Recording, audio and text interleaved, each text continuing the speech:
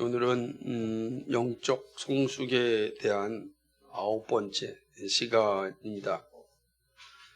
고난이 우리에게 있어서 영적 성숙을 가져다 준다 라는 사실이고, 또 고난을 통하면 우리에게 영적 성숙에 이룰 수 있다 라고 하는 사실, 이 명제를 가지고 오늘 말씀을 나누고자 합니다. 여러분, 닉 부이치치라는 사람 아시죠? 그죠? 오래전에 한국에 왔었고, 또, 그 책이 유명해졌던 그런 분인데, 이분은 뭐 양팔과 양다리가 없는 사람입니다. 우리는 양팔과 양다리를 다 가지고 있어서, 이 팔과 이 다리의 소중함을 가끔씩 잊어버릴 수 있지만, 이 닉 부이치치는 양팔과 양다리가 없는 분입니다.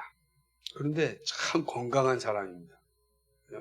분명히 외적으로는 건강하지 못하는데 그의 심정, 중심은 참 건강합니다. 물론 그도 그 건강한 상태에 이르기까지는 수없이 많은 과정을 겪었습니다. 그는 8살 때 처음으로 엄마에게 나 죽고 싶어요 라고 말했다고 합니다. 그리고 2년 후 10살 때 처음으로 자살을 시도하기도 하였다고 합니다.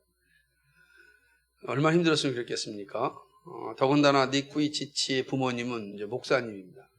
목회자 가정이에요. 그 목회자 가정에서 태어났는데 얼마나 이게 많은 이야기가 돌겠습니까?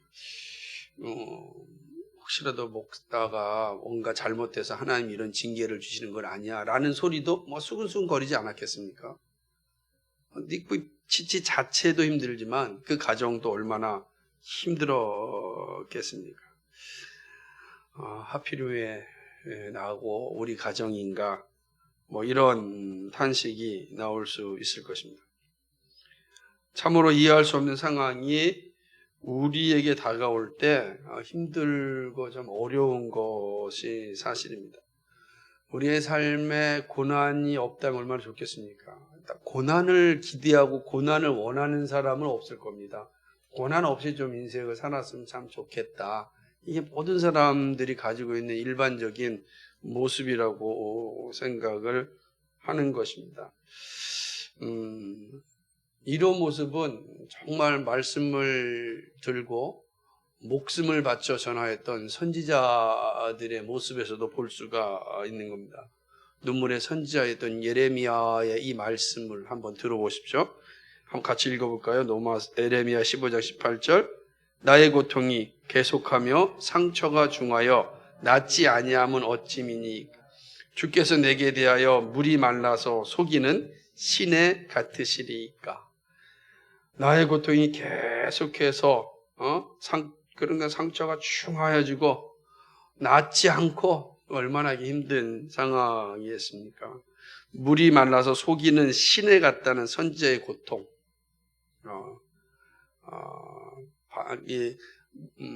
물이 가라앉아서 바닥이 쫙쫙 갈라지는 그 모습을 생각해 보십시오. 그 심령이 그렇다는 거예요. 쫙쫙 갈라지는 그 심령.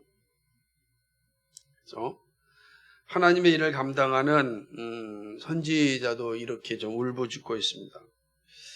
그러니까 고난이라는 게 이게 나한테만 오는 것은 아니고 또 피하여서 가는 것도 아니다라는 거예요.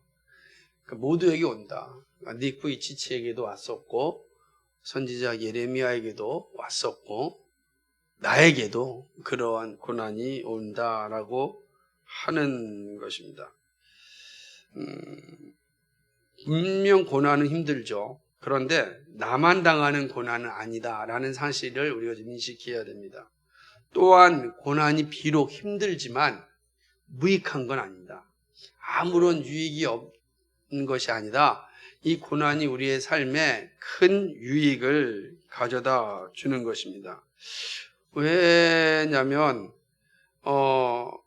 우리가 뭐 직접 당해보아서 얻은 경험도 있지만 앞선 믿음의 선배들이 한결같이 말하는 게 뭐냐면 고난이 나에게 유익했다 이렇게 이야기합니다. 정말 유익했으니까 그런 말 하지 않았겠습니까? 유익하지 않았다고 한다면 그런 말 했겠습니까? 그런데 고난이 때때로 필요하다라고 이야기하지 않습니까? 이런 것 우리나라 표현에도 뭐 젊어서 고난은 사서도 한다라고 하는 것에 있어서 긍정적인 측면은 그 고난이 가져다주는 유익이 있기 때문에 그런 것 아니겠습니까? 유익이 없다면 뭐하러 고난을 사서 하겠습니까? 그러니까 유익이 있으니까 이 고난을 사서라도 돈을 주고 사서라도 해야 된다 이렇게 말하는 것 아니겠습니까? 더군다나 믿음의 선진들은 고난당함이 내게 유익이라 이렇게 고백하였습니다. 왜냐하면 고난을 통하여서 얻은 것들이 많이 있기 때문에 그렇습니다. 특별히 이 고난은 영적인 성숙을 이루는데 아주 중요한 이 밑거름이 되기 때문에 더욱 그러합니다. 영적으로 성숙한 사람들의 삶에 고난이 없던 분은 없습니다. 우리가 읽고 있는 장기려 박사님의 삶을 보십시오. 정말 영적으로 성숙한 분이시지만 그의 삶이 얼마나 고난의 연속입니까? 그 고난의 연속 가운데 그는 살았습니다. 그럼에도 불구하고 그 고난 속에서 한탄하지 않고 고난이 자신의 삶의 유익임을 그는 고백하고 있지 않습니까? 그런 면에서 오늘 우리가 읽는 본문은 참 중요하고 의미가 있습니다. 본문은 그리스도인이 겪는 고난에 대한 아주 중요한 그런 가르침을 주고 있기 때문에 그렇습니다. 믿음으로 의롭다함을 입은 그리스도인에게 처음으로 다가오는 것은 하나님과의 화평과 하나님을 향한 즐거움입니다. 그렇죠.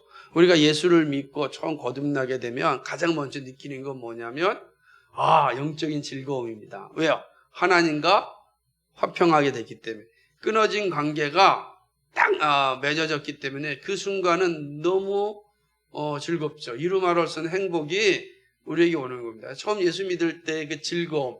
그래서 그걸 뭐라고 표현하죠? 성경은 첫사랑이라 하는 거예요. 첫사랑이에요. 첫사랑은 정말 흥분을 할 수밖에 없는 그런 즐거움을 보여주고 있습니다. 이 다 일반적으로 누리는 즐거움 아니겠습니까? 로마서 5장 1절과 2절 한번 읽어볼까요? 뭐라고 표현합니까? 그러므로 우리가 믿음으로 의롭다 하심을 얻었은지 우리 주 예수 그리스도를 말미암아 하나님으로 더불어 화평을 누리자. 또한 그로 말미암아 우리가 믿음으로 서 있는 이 은혜의 들어감을 입었으며 하나님의 영광을 바라고 즐거워하느니라. 아멘. 그러니까 우리가 믿음으로 의롭다 하심을 얻은 자에게 뭐가 있다고요? 하나님으로 더불어 화평을 누리고 하나님의 영광을 바라고 즐거워하는. 이거는 누구에게만 주어진 거냐면 거듭난 그리스도인, 믿음으로 의롭다함을 입은 사람. 좀 더 편안하게 쉽게 얘기하면 내가 처음 예수 믿을 때 누렸던 그 기쁨, 첫사랑을 얘기하는 거죠. 그러니까 내 예수님을 만한 첫사랑을 가지게 되면은 이게 이루어지는 겁니다. 이제 하나님을 대적하며 살지 않죠. 하나님의 생각을 따르려고 애를 쓰는 것이 우리의 첫사랑에 나타나는 것 아니겠습니까? 그리고 생각만 해도 즐겁죠. 여러분들 사랑을 해보신 분들, 또 사랑을 하고 있는 분들 아마 이 말씀의 의미는 다 기억하실 겁니다. 생각만 해도 즐거운 거예요. 생각만 해도. 그런 모습들이 우리가 예수님 믿을 때 우리가 얻은 것입니다.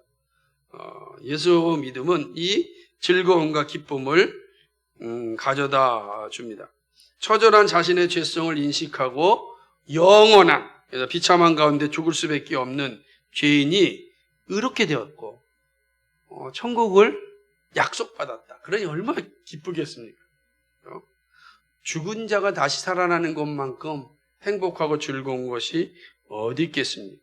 그러니까 칭의는 죄인을 하나님과 화평케 함으로 기쁨과 즐거움을 가져다 줍니다. 이게 예수 믿는 사람들이 누리는 그런 즐거움이라고 할 수가 있는 것입니다. 그러나 예수 믿음을 통하여 누리는 이 기쁨은 환란이 없는 기쁨을 의미하지 않습니다. 이제 너무 기쁘고 즐거운데 우리가 착각하는 것 중에 하나가 그러니까 예수 믿으면 더 이상 우리에게는 환란이 없고 고난이 없고 고통이 없고 슬픔이 없다. 이렇게 생각할 수 있는데 그렇지 않다라고 하는 것입니다. 놀라운 것은 참된 기쁨은 환난 가운데서도 지속되는 기쁨입니다. 환난 가운데 지속되는 거예요. 그러니까 외적으로 환난이 왔는데 기쁨이 사라지지 않는 거예요. 이게 신비하지 않습니까? 이게 참된 기쁨이다라고 이야기하는 거죠. 이 말씀은 믿음의 삶에 환난이 함께함을 알려주는 겁니다. 믿음의 삶에는 환난이, 고난이 함께하고 있다라고 하는 거죠. 예수 믿음은 반드시 기쁨과 즐거움이 있습니다. 이 기쁨과 즐거움은 상황에 따라 변하지 않습니다. 상황이 좋을 때는 두말할 필요가 없습니다. 근데 상황이 어렵고 힘들고 지칠 때에도 여전히 기쁨과 즐거움을 유지합니다. 본문은 이 사실을 우리에게 잘 증거하고 있습니다. 3절 말씀에 보니까 같이 읽어볼까요? 다만 이뿐 아니라 우리가 환난 중에도 즐거워하나니. 아멘. 우리가 환난 중에도 즐거워한다. 고난이 왔는데 즐거워한다는 거예요. 이 의미는 정말 깊이 묵상할 수밖에 없는 그런 말씀이라고 생각하는 것입니다. 예수 믿음이 분명 즐거움이고 기쁨이지만 동시에 고난도 함께 있습니다. 그러니까 성경은 우리에게 말하기를 믿음을 가지고 산다고 하더라도 환난이 함께 온다라고 하는 것, 이 사실을 반복하여 우리에게 강조하는 거죠. 바울은 이 사실을 누구보다 잘 알았습니다. 그래서 그는 이렇게 말합니다. 제자들의 마음을 굳게 하여 이 믿음에 거하라 권하고 또 우리가 하나님 나라에 들어가려면 많은 환난을 겪어야 할 것이라 하고 이렇게 이야기하는 거죠. 하나님 나라에 들어가려면 많은 환난을 겪어야 한다. 그러니까 하나님 나라라고 하는 거 영원한 기쁨을 얘기하는 겁니다. 하나님 나라의 영원한 즐거움을 얘기하는 건데 그 영원한 기쁨과 영원한 즐거움에 들어가기 위해서는 뭘 겪어야 된다고 얘기합니까? 환난을, 고난을, 고통을, 슬픔을, 아픔을 겪어야 한다라고 이게 말씀하는 겁니다. 그러니까 거꾸로 얘기한다면 이런 거 없이 하나님에 들어갈 수가 없다는 뜻이겠죠? 그래서 이런 환난 없이 하나님 나라에 들어가는 길은 없다. 그럼 분명 예수 믿으면 기쁨이고 즐거움인데 또 하나님 나라에 들어가려면 환난과 슬픔과 고난도 겪어야 된다는 거예요. 이 두 사실을 우리가 잘 이해할 때 충돌하는 부분이 있는 것 같지만 그러나 결코 충돌하지 않습니다. 왜 그러냐면 예수 믿으면 반드시 기쁨과 즐거움이 주어집니다. 그러나 그 기쁨과 즐거움은 고난 없는 기쁨과 즐거움이 아니고 고난을 통과한 기쁨과 즐거움이다 라고 하는 거예요. 그래서 이 고난을 통과해서도 여전히 그 기쁨과 즐거움이 살아있어요. 고난 가운데서도 있고 고난을 통과해서도 살아있고 영원히 살아있다. 이 사실을 우리에게 말씀해 주는 것입니다. 자, 그럼 이것이 분명하다면 우리는 어떻게 해야 하겠습니까? 그죠? 도대체 고난을 겪고 하는 이유가 무엇인지 우리가 명확하게 아는 게 또 중요하지 않겠습니까? 또한 고난이라는 현실 앞에 우리는 어떠한 자세를 취해야 합니까? 사실 고난에 대해서 완벽한 답을 줄 수는 없을 겁니다. 왜냐하면 우리의 이 유한한 인식으로서는 참 고난 앞에 서서 담대하고 이게 고난이 준 이유입니다 라고 정확하게 이야기하기가 너무 어렵기 때문에 그렇습니다. 왜냐하면 나는 도대체 이해할 수가 없습니다.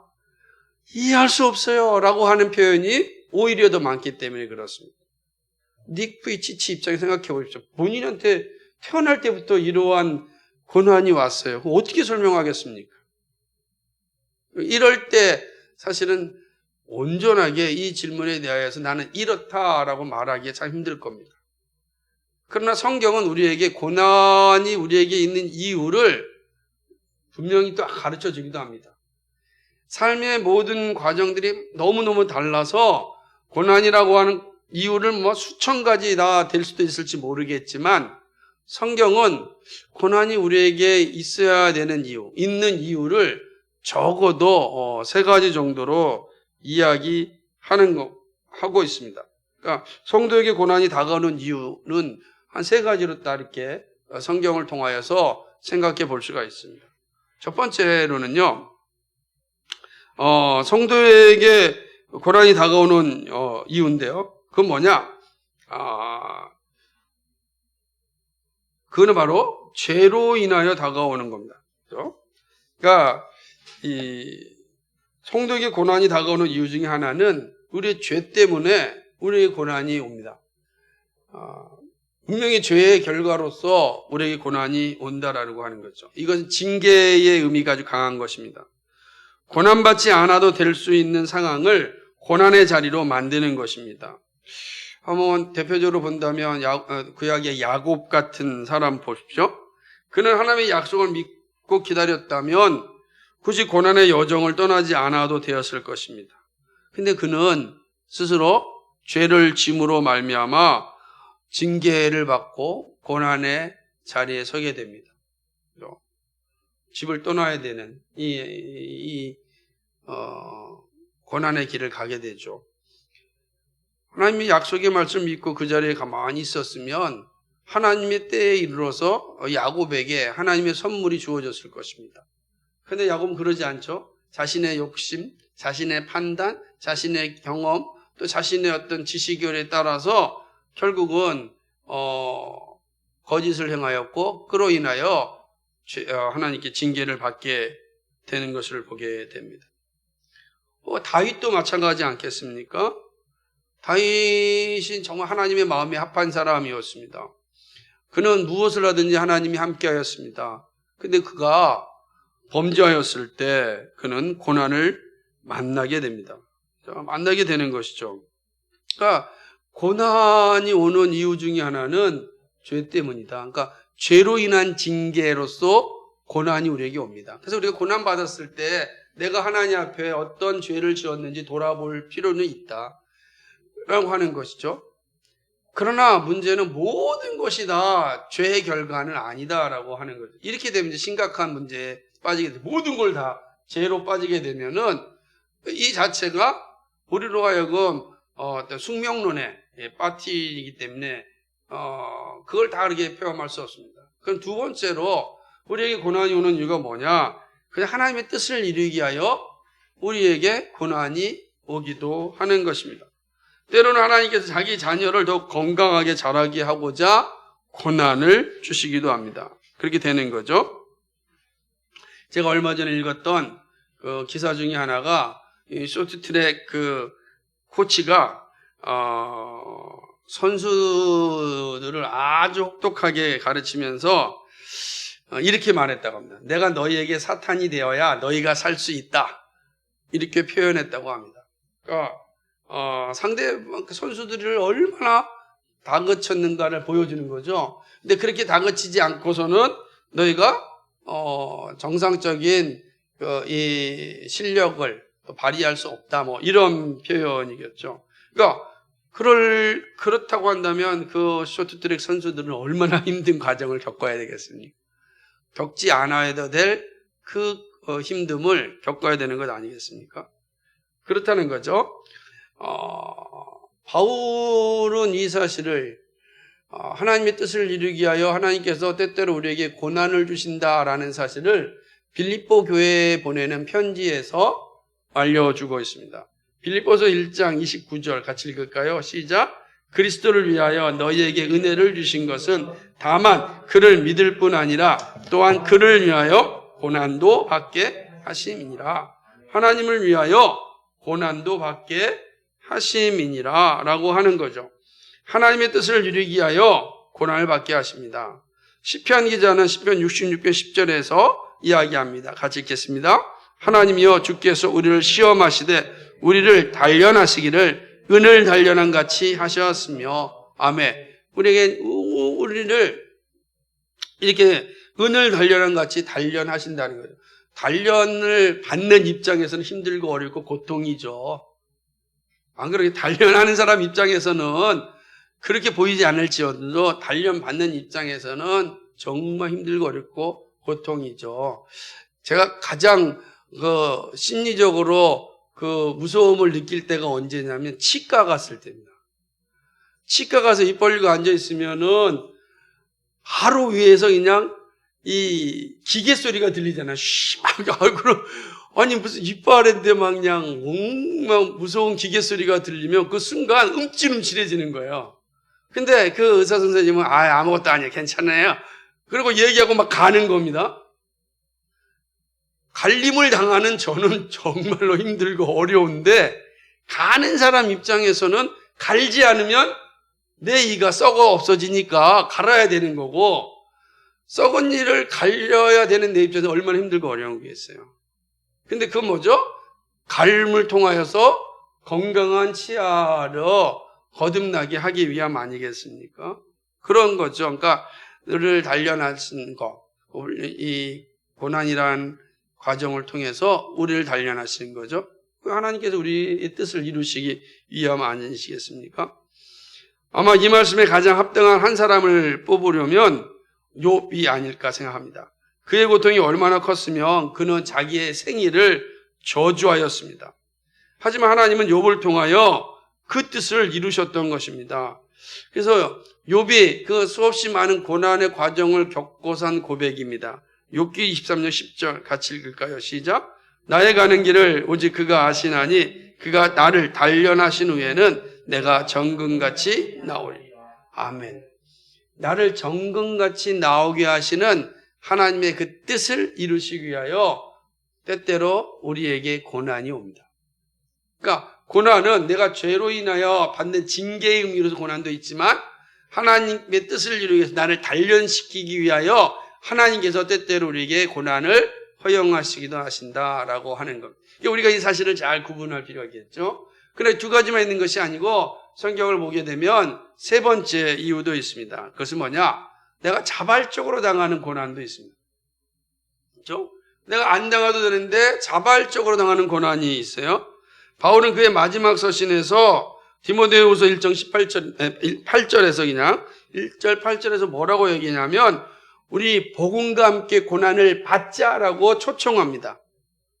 자발적으로 내가 고난의 자리에 서는 거예요. 복음과 함께 고난을 받자라고 하는 거죠. 베드로 사도 역시 동일한 말씀을 합니다. 같이 읽어볼까요? 시작. 오직 너희가 그리스도의 고난에 참여하는 것으로 즐거워하라. 이는 그의 영광을 나타내실 때에 너희로 즐거워하고 기뻐하게 함이라. 아멘. 너희가 그리스도의 고난에 참여하는 것. 우리가 이제 그리스도 고난에 참여하는 겁니다. 이 기뻐하라라고 이야기하는 거죠. 복음을 위하여 거룩하게 살 때 다가오는 고난입니다. 복음을 전하는 증인의 삶을 살 때 다가옵니다. 예수님께서 산상설교에서도 이 사실을 말씀하셨는데 나를 인하여 너희를 욕하고 핍박하고 거짓으로 너희를 거스려 모든 악한 말을 할 때 너희에게 복이 있나니 기뻐하고 즐거워하라. 하늘에서 너희의 삶이 큼이라. 너희 전에 있던 선지자들 이같이 핍박하였느니라. 아멘. 얘기하는 겁니다. 그러니까 복음과 함께 살고자 자발적으로 고난에 참여할 수 있습니다. 내가 복음과 함께 살지 않으면 고난받을 필요가 없는 거예요. 그러니까 나는 복음과 함께 복음에 합당하게 살겠습니다라고 내가 스스로 결정하면 고난이 오는 거예요. 내가 예수님의 말씀대로 살고자 결정하지 않으면 우리에게 고난이 오지 않아요. 사람들이 핍박하지 않아요. 뭐하러 핍박하겠어요? 같은 편인데. 핍박하지 않는데 내가 예수를 믿고 예수님의 뜻대로 살겠다고 하면 나는 복음과 함께 살겠습니다 라고 하면 내 결정해서 살아갈 때 고난이 우리에게 온다라고 하는 것입니다. 어쩌면 이 세 가지 중에서 가장 일반적인 범주에 드는 게 세 번째일 겁니다. 그래서 우리가 예수를 믿고 신앙생활 하기 때문에 우리는 다 이 고난이 있는 거예요. 그러니까 이 핍박과 고난의 자리가 사실 우리에게도 있다라고 하는 거죠. 그러니까 구원받은 백성에게는 다양한 모습으로 고난이 옵니다. 그죠? 하지만 분명한 한 가지 사실이 알 수 있는데 그것은 뭐냐면 모든 종류의 고난을 통하여 일하시는 하나님이다라는 거죠. 하나님께서는 이 모든 종류의 고난, 그러니까 그게 징계로서의 고난이든 또 하나님의 뜻을 이루기 위한, 우리를 단련시키기 위한 고난이든, 내가 복음을 위하여 스스로 살고자 할 때, 복음과 함께 살 때 다가오는 고난이든, 이 모든 고난을 통하여 하나님은 일하신다는 거죠. 하나님의 일하심이 있어요. 왜요? 우리에게 말씀하시듯이 하나님은 합력하여 선을 이루시는 분이기 때문입니다. 그러니까 이 고난을 통하여 하나님께서 선을 이루시는 거죠. 그 선이 뭘까요? 저는 그것이 영적인 성장이라 합니다. 그러니까 하나님께 이 세 가지 고난을 통하여서 우리를 영적으로 성장시키는 것입니다. 그래서 우리는 이 사실을 잘 인식한다면 매우 의미 있는 믿음의 길을 걸어갈 수가 있습니다. 특별히 고난은 우리로 하여금 죄에 대하여 바른 자세를 갖게 하고 하나님께 더 가까이 가게 합니다. 그러니까 죄에 대해서 바르게 인식할 때 우리 하나님께 가까이 하는 겁니다. 오늘 오전에 에녹과 같이 죄에 대한 인식이 있는 사람은 하나님께 가까이 가죠. 참된 신자일 경우입니다. 참된 신자는 반드시 그런 과정을 겪습니다. 그러나 참된 신자가 아니면 죄에 대한 인식이 없기 때문에 결국 하나님께 가까이 가는 일도 없겠죠. 시편 저자는 고난으로 인하여 주어진 은혜를 아주 놀랍게 고백하는데 119편 67절 이게 잘하는 겁니다. 같이 읽어볼까요? 고난당하기 전에는 내가 그릇 행하였더니 이제는 주의 말씀을 지키나이다. 71절 고난당하는 것이 내게 유익이라 내가 주의 율례를 배우게 되었나이다. 그러니까 여기서 보는 그 고난을 통해서는 지금 주의 말씀을 지키고 주의 말씀을 배웠다는 거예요. 그러니까 하나님께서 뭐죠?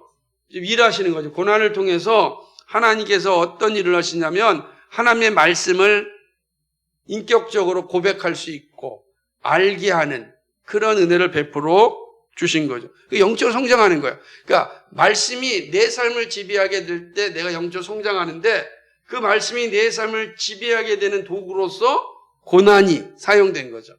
그 고난이 나에게 오므로 참된 신자는 그 고난을 통하여 하나님의 말씀을 깨닫게 되고 알게 되는 겁니다. 그래서 나로 하여금 영적인 성장, 성숙에 이르게 하는 것이죠. 고난이 당시에 힘들어 보여도 고난을 통하여 우리는 영적인 성장을 얻습니다. 히브리서 기자 역시 동일한 고백을 하는데요. 히브리서 12장 11절 말씀입니다. 같이 읽어볼까요? 무릇 징계가 당시에는 즐거워 보이지 않고 슬퍼 보이나 그 말미암아 연단한 자에게는 의의 평강한 열매를 맺나니. 아멘. 징계를 받는 것도 아까 징계가 오는데 어떤 거로 오는가? 고난이라고 하는 모습으로 징계가 온단 말이에요. 근데 그것이 때때로는 즐거워 보이지 않죠. 슬퍼 보이죠. 그러나 하나님께서는 그걸 통해서 뭐 하신다고요? 평강의 열매를 맺게 하신다는 거예요. 영적으로 성숙된 사람으로 만들어요. 누구에게? 참된 신자에게.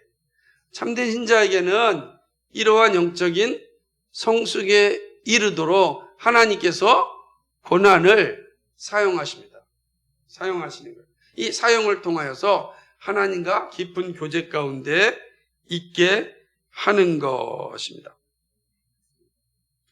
우리 한번 이 닉 부이치치가 어떻게 마음의 평강을 누릴 수 있냐라는 질문에 대해서 그가 한 말이 참 감동 있습니다. 8살 때 처음으로 어머니에게 죽고 싶다라고 얘기했어요. 10살 때 욕조에서 자살을 시도하기도 했죠. 정말 하나님의 은혜로 지금 이 자리에 앉아있게 됐죠. 당시 제 삶에 소망이 없다고 느껴졌을 뿐 아니라 저를 향한 하나님의 계획을 발견할 수 없었어요.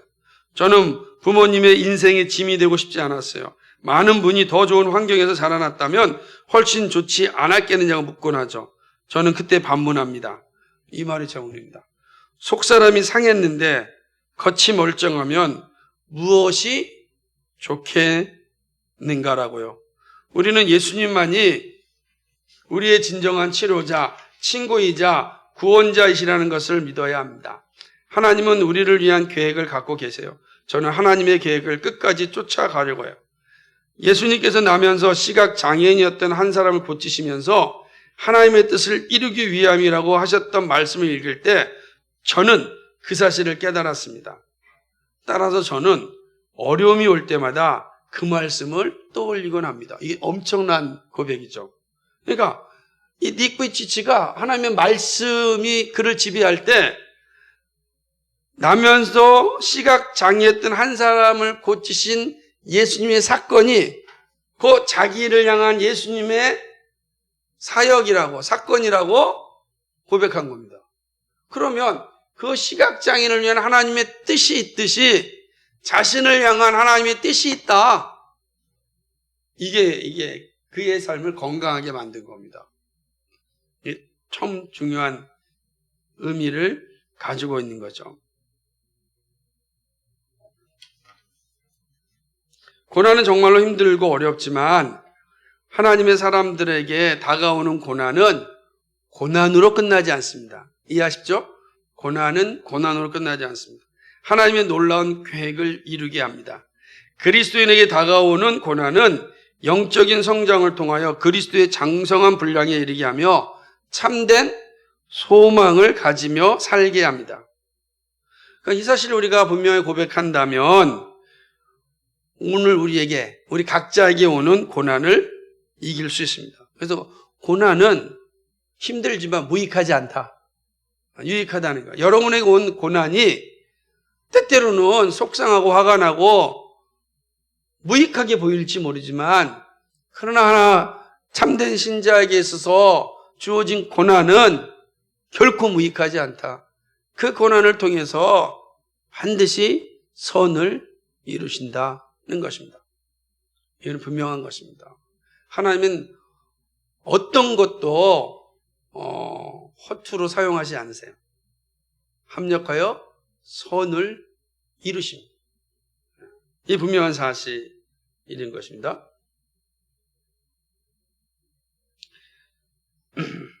그렇다고 한다면 이제 우리는 두 번째 좀 생각해야 되는데 이 고난에 대하여서 우리는 어떤 태도를 가져야 될까? 그죠? 왜냐하면 이제 고난이 세 가지가 있고 하나님께서는 이 고난을 통하여서 하나님의 계획을 이루신다고 하셨으니까 그럼 이제 실제로 우리 앞에 다가온 고난을 우리는 어떻게 맞이해야 될까라고 하는 겁니다. 본문 3절은 이면에 있어서 우리에게 중요한 가르침을 주는데 환난 중에도 즐거워하라 라고 하는 거죠. 즐거워한다? 이게 쉽지 않아요. 그죠? 어떻게 환난을 즐거워할 수 있겠는가? 라고 하는 겁니다. 자, 이 즐거워한다는 말이 무엇인지 한번 생각해 보겠습니다. 근데 우선 부정적으로 생각해 봅니다. 이거 금욕주의로 살라는 말씀이 아닙니다. 그러니까 금욕주의자니까 고난이 오니까 그래 꽉 참고 모든 걸 포기하고 사는 금욕주의자로 살라 그런 의미가 아니다라고 하는 것입니다. 금욕주의는 고난이 왔음에도 억지로 참는 것을 의미하는 거예요. 슬픔이 왔는데 안 돼. 슬픔을 참아야 돼. 막 이런 거 이게 금욕주의라는 거예요. 슬픔이 오면 슬퍼해야죠. 참아야 돼. 그래야지 내가 다른 흠을 보이면 안 되지. 라고 하는 거 그거 아니다. 라고 하는 것입니다. 그렇죠? 억지로 슬픔을 참는 것 같은 모습은 의미하지 않습니다. 또 반면에 고통을 즐기는 것도 아닙니다. 그렇죠? 고통을 막 즐기는 거 결코 아니죠. 엄청난 비극이 생기고 마음이 아파도 어쨌든지 즐거워해야 한다는 태도는 잘못되었다는 것이죠. 그렇죠? 아주 힘들고 어려운데 참는 것뿐 아니라 괜찮아요. 이런 태도를 갖는 것도 즐거워하라 그런 의미도 아니다라고 하는 겁니다. 마지막으로 행복한 척 해서도 안 되는 겁니다. 진짜 고난이 오고 힘들고 왔는데 저 괜찮습니다. 행복합니다. 이런 걸 표현한다는 것도 아니다라는 거예요. 여기서 보면 환난 중에도 즐거워한다라는 것은 이런 금욕주의라든지 어떤 교통을 즐기는 것이라든지 아니 행복한 척하는 그런 모습이 아니다라고 하는 겁니다. 근데 우리가 종종 이렇게 생각할 수가 있습니다. 우리나라에서는 특별히 그 유교적 세계관에서는 이걸 되게 강조하거든요. 남자는 결코 울어서는 안 된다. 이런 표현을 한다든지 이런 걸 통하여서 마치 그것이 건강한 사람인 것처럼 이야기하는데 성경은 그렇게 말하지 않습니다. 그렇다고 한다면 환난 중에 즐거워한다는 것은 어떤 의미인가? 즐거워한다라고 하는 것은 고난이 가져다 줄 열매 때문입니다. 다시 말하면 열매를 바라볼 때 주어진 고난을 이길 수 있으며 감사할 수 있고 웃을 수 있습니다. 그러니까 우리는 아프면 울어야죠. 그죠? 슬프면 울어야죠. 그런데 그 슬픔과 그 울음이 우리의 삶을 지배해서는 안 된다는 거예요. 왜냐하면 이 고난과 이 슬픔 뒤에는 뭐가 있다고요? 하나님이 주시는 영광이 있다는 겁니다. 그러니까 우리가 그걸 바라보면서 울 때 울고 아플 때 아파하지만 그걸 우리의 삶을 다 지배하게 해서는 안 된다라고 하는 것입니다. 이게 되게 중요한 거죠. 그래서 우리는 그 사실을 안다면 현실을 감당할 수 있는 겁니다. 마치 이런 거죠. 돌밭을 흙가리하여 하는 농부가 추수 때 주어질 열매를 생각한다면 결국 돌밭을 가꾸는 것을 이게 인생에 쓸모없는 일이야. 내가 왜 이런 고난을, 이 고통스러운 일을 해야 돼? 라고 생각하지 않는다는 것입니다. 추수의 영광을 알기 때문에 돌밭을 경작하는 힘듦을 감당하는 거죠. 그래서 우리는 항상 고난 뒤에 오는 영광을 생각하면서 그 고난에 지배당하지 않도록, 슬픔에 지배당하지 않도록 해야 하는 것입니다. 그렇다고 한다면 고난 뒤에 오는 영광이 뭘까? 그죠? 이 고난 뒤에 오는 영광을 알아야만 된다 그랬으니까 그 영광은 이렇게 볼 수 있습니다. 네 가지인데요. 같이 한번 읽어볼까요? 시작. 고난은 하나님의 자녀임을 알려주는 도장입니다. 하나님의 자녀라는 영광이 있습니다.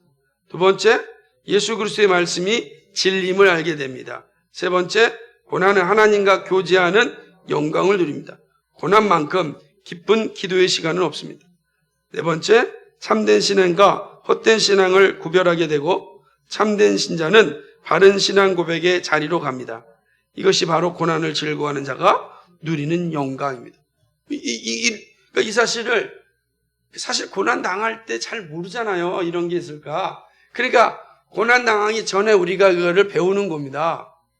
성경이 우리에게 가르쳐 주는 거예요. 고난이 고난으로 끝나지 않는다. 결코 무익하지 않다. 고난은 우리에게 큰 영광을 주는데 그 영광을 너희가 잘 안다면 너희가 고난이 올 때 고난을 즐거워할 수 있다.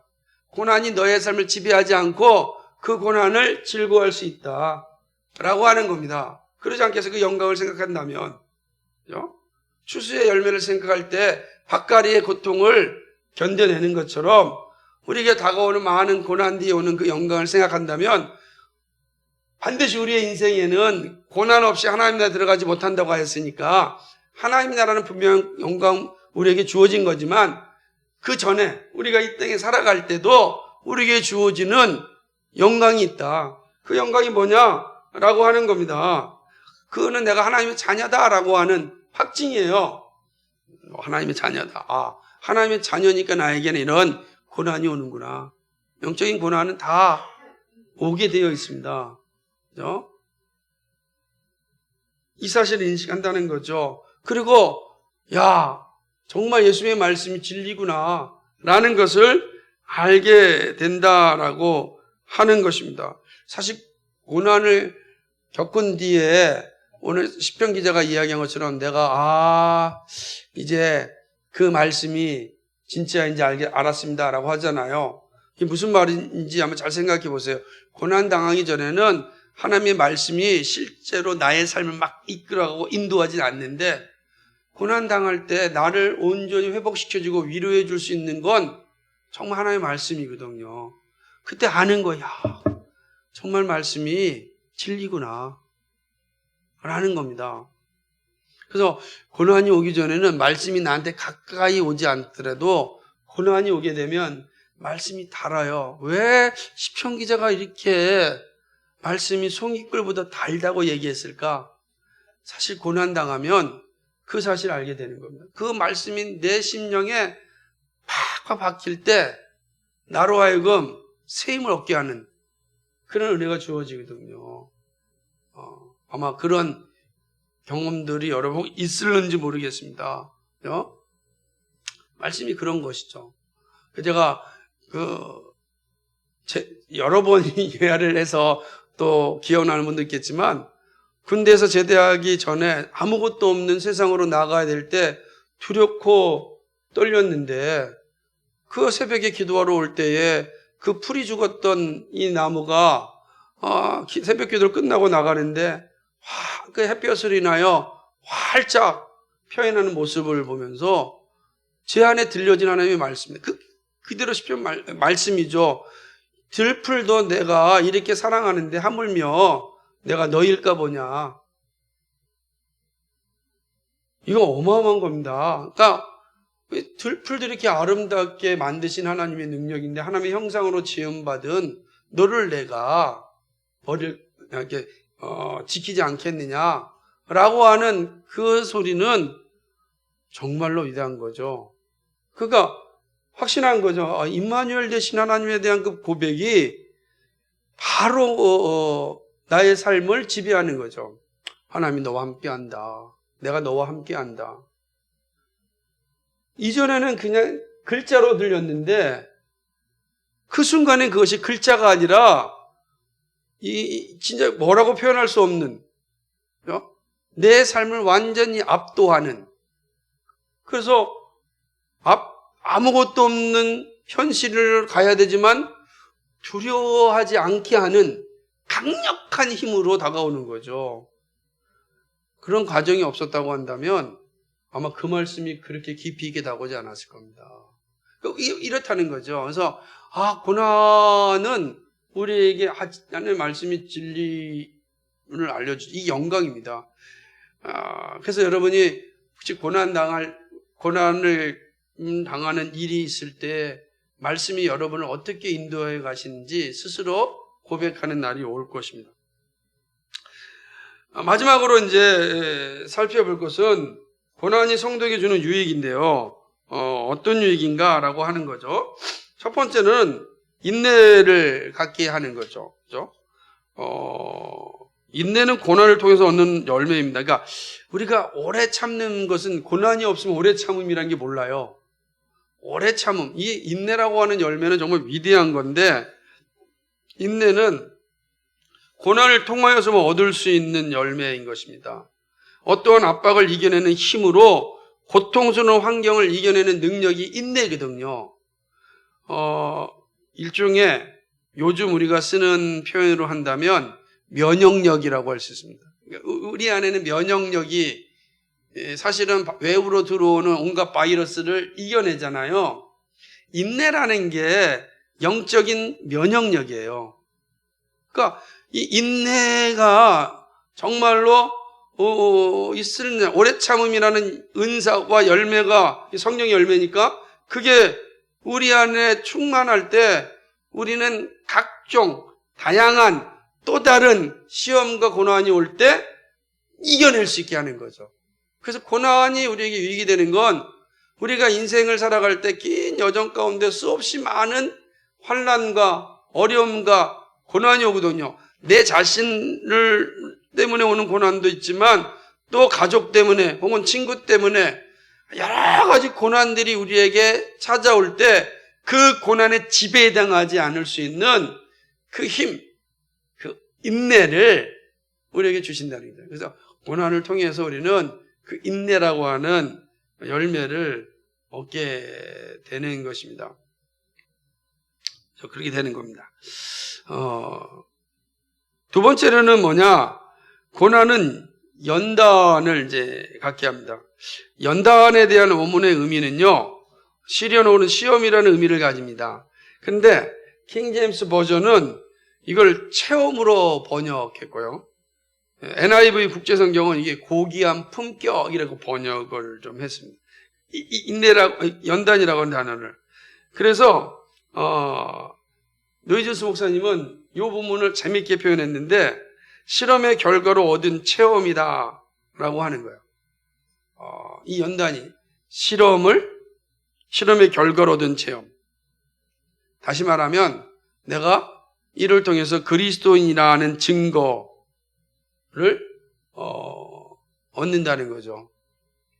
고귀한 품격은 누구나 다 믿을 만하다고 인정하는 성품을 의미합니다. 그러니까 이 고난은 그리스도인을 믿을 만한 존재로 인도한다는 거죠. 그러니까 고난을 통하여서 참다운 그리스도인의 자리로 자라나는 겁니다. 그러니까 고난이 없을 때는 나의 성품이 어떤지가 잘 드러나질 않아요. 그런데 고난을 통하여서 내 성품이 드러납니다. 그리고 그 성품이 잘 이제 연단을 받는 거겠죠. 그래서 나로 하여금 고귀한 사람으로, 다시 말하면 그리스도인의 아름다움으로 자라게 하는 것이죠. 그러니까 정말 그리스도인들은 믿을 만한 사람이야 라는 것이 고난을 통하여 얻는 유익이라는 겁니다. 그리스도인이 고난을 받지 않는 사람은 잘 모르죠. 우리나라 말에 이 좋은 표현은 아니지만 가끔 이제 쓰는 표현 중에 하나가 뭐냐면 남자는 군대 갔다 와야 철이 들어 이런 말이죠. 군대 갔다 철이 든다는 거죠. 철이 드는지 안 드는지 모르겠지만 이제 그렇게 표현하는 것은 군대가 어렵잖아요.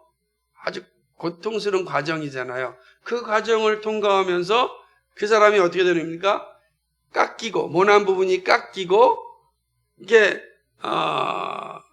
인격적인 사람으로 이렇게 깎여진다라고 하는 거예요. 그래서 부모님에 대해서 편지 한 번 안 쓰던 친구들도 군대 가면 편지 쓰고 한번 생각해 보는 거죠. 부모가 어떤 존재인지 한번 생각해 보는 거예요. 이전에 생각지 않았다가. 그럼 여자는 언제 그러냐? 그랬더니 시집 가면 알 수 있다. 옛날에 그랬어요. 지금은 안 그러지만, 이런 표현을 안 쓰지만 시집 가면 철든다. 왜요? 엄마가 아이를 낳고 키우는 그 고통을 결혼해봐야 알기 때문에, 결혼하기 전에는 잘 모르지만 그 해산의 고통을 겪고 양육의 고통을 겪으면서 비로소 엄마를 이해한다. 그 말은 내가 깎이고 다듬어진다라고 하는 겁니다. 그러니까 이게 고난이 그렇다라고 하는 거죠. 그러니까 연단을 갖게 한다라고 하는 거죠. 우리로 하여금 말하는 것처럼 참다운 그리스도인의 자리로 자라나게 하는 것이죠. 베드로전서 1장 6절 7절 같이 한번 읽어볼까요? 시작. 그러므로 너희가 이제 여러 가지 시험을 인하여 잠깐 근심하게 되지 않을 수 없었으나 오히려 크게 기뻐하도다. 너희 믿음의 시련이 불로 연단하여도 없어질 금보다 더 귀하여 예수 그리스도에 나타나실 때에 칭찬과 영광과 존귀를 얻게 하려 함이라. 아멘. 그렇죠. 여기 있는 거죠. 연단하여도 없어질 금보다 더 귀하여 그리스도께 나타날 때 칭찬과 영광과 존귀. 이게 연단에 이른 사람이죠. 자, 예를 들면 아까 표현한 것처럼 그리스도는 증거, 고귀한 품격을 가진 그리스도인으로 인도해 주는 게 인내다라고 하는 겁니다. 고난이다라고 하는 겁니다. 인내가 아니라. 세 번째 고난이 주는 유익이 뭐냐? 그냥 더 궁극적인 자리를 인도하는데 바로 소망을 이룹니다. 고난은 소망을 이루는 길입니다. 이 소망이 뭘까? 우선 이 소망은 종말론적인 것으로 하나님의 영광을 바라보고 함께 참여하는 것입니다. 일반적이죠? 우리가 종말론적인 소망이에요. 하나님 나라에 들어가는 소망을 이야기하고 있는 것입니다. 우리가 비록 이 땅에 힘들고 또 지친 여정을 겪어야 할지 모르지만 궁극적으로는 다 하나님 나라의 영광에 들어갈 것입니다. 그게 분명한 첫 번째 모습인 것입니다. 하지만 이 소망이라고 하는 건 단지 종말론적인 것만을 의미하지 않습니다. 현실에서도 이 소망은 나타나는데 그것은 뭐냐? 예수 그리스도에 대한 고백입니다. 고난이 우리에게 복된 것은 예수 그리스도를 온전히 고백하게 하는 것입니다. 그러니까 그리스도를 떠나게 하는 것이 아니라 그리스도를 고백하게 한다고요. 참된 신자에게서 주어진 고난은 그리스도를 떠나게 하는 게 아니에요. 그래서 오히려 고난이 오게 되면 참된 것과 거짓된 것의 분별이 있을 수 있다. 그래서 우리 아까 고난이 주는 영광 가운데 하나가 참된 신자와 거짓된 신자의 분별이라 그랬잖아요. 더욱더 예수 그리스도의 고백이 우리에게 주어진다. 라고 그 소망이 바로 현실적인 소망이 된다라고 하는 것이죠.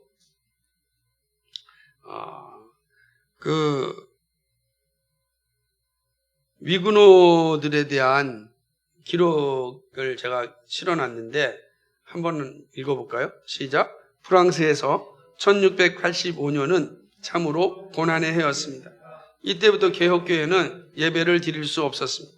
이때 프랑스 개혁교회 목사 34명은 사제를 포함한 모든 뼈를 부수는 고문을 한 뒤 교수형에 처했습니다. 그러나 이러한 고난이 있었지만 프랑스 개혁교회는 무너지지 않았고 성도들도 믿음을 지켰어요. 마리 디랑이라는 18살 소녀는 신앙을 포기하지 않고 38년 동안 감옥에 갇혔습니다. 이러한 박해가 100년 동안 있었습니다. 그런데 교회는 여전히 존재했습니다. 비록 프랑스 전체 인구의 0.4%만이 개혁교회 성도지만 하나님의 교회는 든든히 세워지고 있습니다. 엄청난 겁니다. 34명의 목사인데 사지의 모든 뼈를 부서지는 고문을 당한 뒤 교수형 당했어요. 얼마나 잔인합니까, 사람들이. 정말 잔인하죠. 잔인합니다.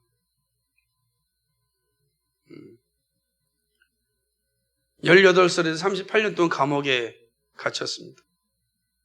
그런데 교회가 없어지지 않았습니다. 그러니까 고난이 오게 되면 참된 신자, 참된 교회는 위축은 되지만 어떻게 되죠? 더 분명한 신앙 고백의 자리로 갑니다.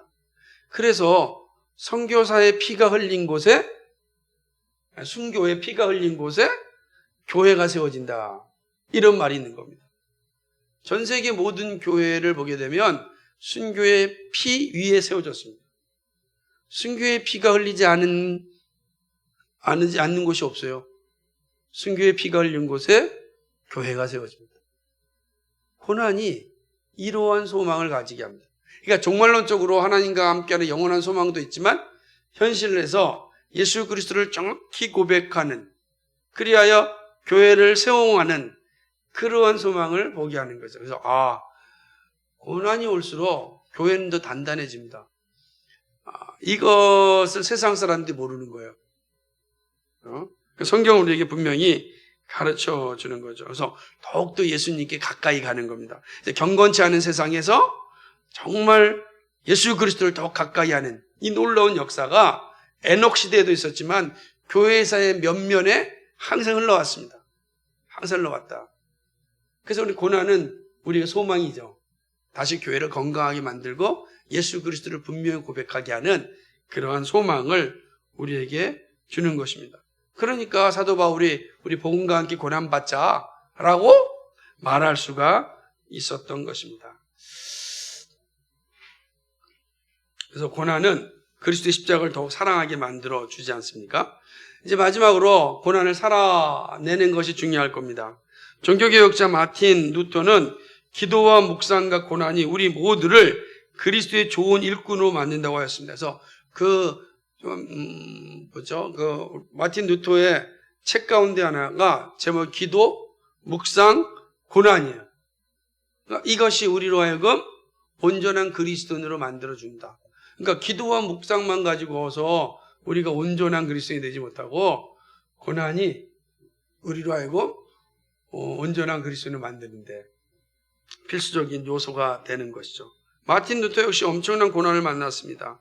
그런데 그러한 고난이 그로 하여금 개혁을 포기하지 않게 하였습니다. 오히려 개혁을 이루는 일에 도움이 되었습니다.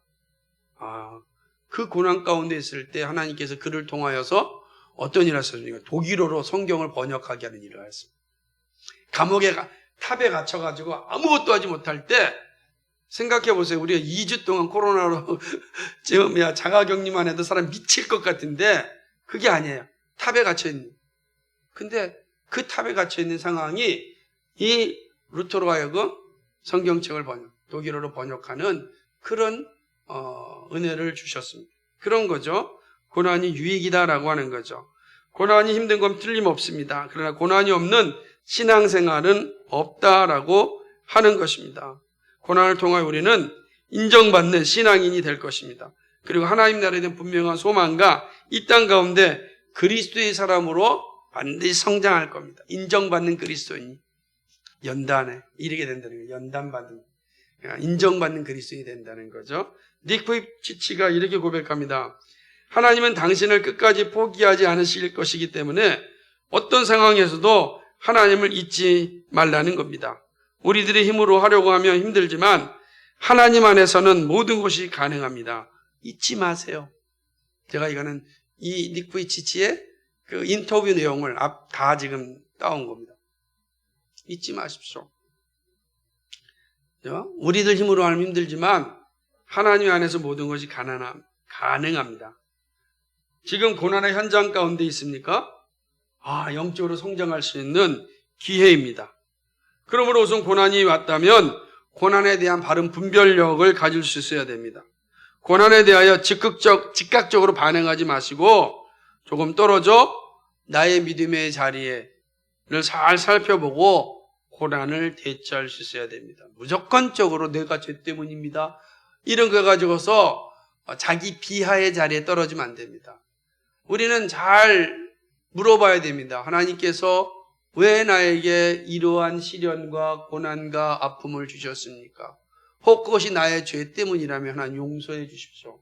하나님의 뜻을 이루는 것이라면 이 순간에도 절망하지 않게 하여 주옵소서. 해야 되는 겁니다. 그러니까 이게 되게 중요한 거죠. 그래서 우리는 고난 앞에서 우리의 자리를 잘 살피는 것이 그 무엇보다 중요합니다. 고난을 통하여 주신 하나님의 선물을 기대하시기 바랍니다. 고난은 합력과 선을 이루시는 하나님의 은혜입니다. 마지막으로 고난이 주는 하나님의 영광을 바라볼 수 있길 바랍니다. 하나님은 우리를 고난이라는 터널을 통과하여 자신의 영광의 자리에 이르게 하길 원합니다. 근데 그 터널을 통과해야 돼요. 터널을 통과하지 않고 영광의 자리에 갈 수 없어요. 근데 하나님은 그 터널 속에서도 함께 하시고 영광의 자리에도 함께 하신다고요.